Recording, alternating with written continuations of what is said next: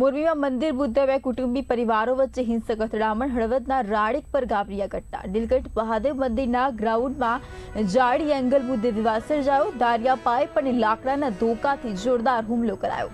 હુમલામાં 8 લોકો ઈજાગ્રસ્ત થયા તો 4ની હાલત ગંભીર તો ઘાયલોને વધુ સારવાર માટે મોરબી ખસેડાયા તો હળવદ પોલીસે 12 આરોપીઓ સામે ગુનો નોંધી કાર્યવાહી પણ શરૂ કરી।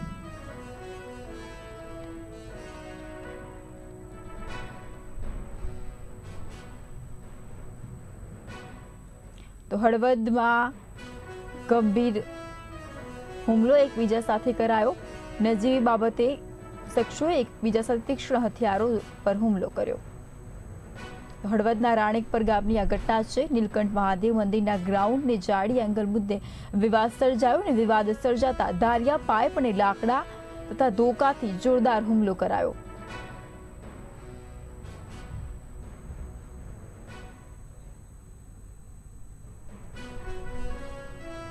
તો આ જ મુદ્દે વધુ માહિતી માટે અમારા સંવાદદાતા ફોન લાઈન પર રમેશ ઠાકોર જોડાઈ ચૂક્યા છે। રમેશ, જણાવશો।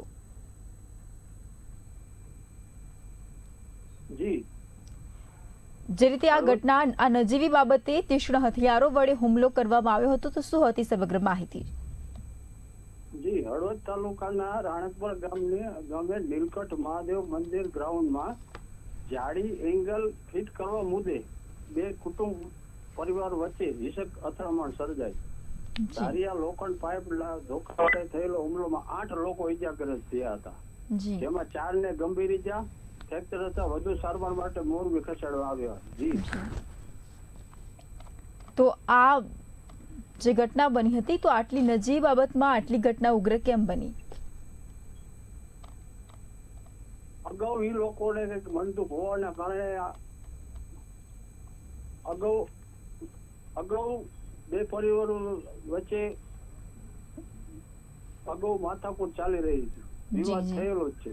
જી જી જી, માહિતી સાથે જોડાવા બદલ આપનો આભાર રમેશ।